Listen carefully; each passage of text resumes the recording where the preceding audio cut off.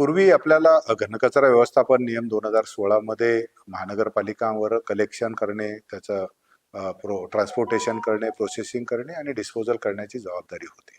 2026 मध्ये 1 एप्रिल 2026 मधून नवीन नियम आले.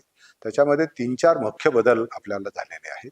एक आहे की कचऱ्याचं वर्गीकरण हे 4 घटकामध्ये करायचं आहे. म्हणजे वेट, ड्राय, नंतर सॅनिटरी वेस्ट आणि स्पेशल वेस्ट. ही 4 पद्धतीची झाली.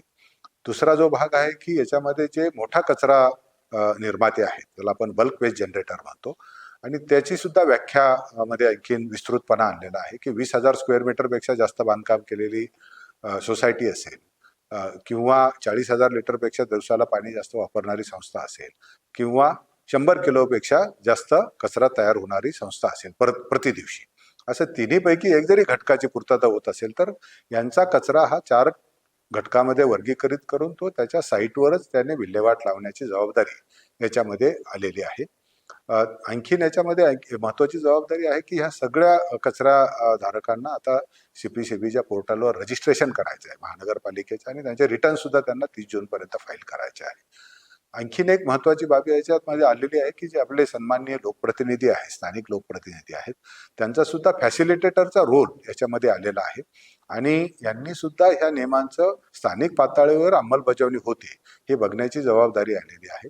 याच्यासाठी मी सर्व सन्माननीय नगरसेवकांना माझं वैयक्तिकरित्या पत्र पाठवून ही सर्व बाब त्यांच्या निदर्शनास आणून दिलेली आहे, आणि त्यांचंही हे नियम पालन करण्यासाठी, अंमलबजावणी करण्यासाठी सहकार्य अपेक्षित केलेलं आहे.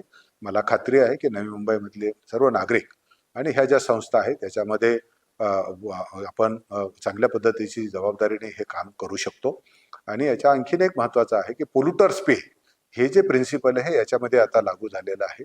त्यामुळे नवी मुंबई महानगरपालिकाने कचऱ्याचं वर्गीकरण करण्यासाठी जरी वारंवार आपल्याला विनंती केली असेल, त्याच्याप्रमाणे आपण करताही, पण आणखीन त्याच्यामध्ये कडक अंमलबजावणी याच्यामध्ये होईल हे मी आपल्या याच्यामध्ये निदर्शनास आणतो. आणि मी सर्वांना आवाहन करतो की हे जे नवीन नियम आहेत त्याचं आपण सर्वांनी काटेकोरपणे पालन करावे, आणि एक आपल्याला जे आपल्याला समृद्ध आपल्याला वातावरण जे आहे, जे आपल्याला सर्वांसाठी घटनेने दिलेलं आहे, तर तो शुद्ध हवा आणि शुद्ध वातावरण हा मिळण्याचा अधिकार सुद्धा आपल्याला सगळ्यांनाच एकत्र येऊन त्याचा प्रोटेक्ट करायचा आहे. तर आपण सर्वांनी याच्यामध्ये सहकार्य करावं असं मी नम्रपणे आवाहन करतो.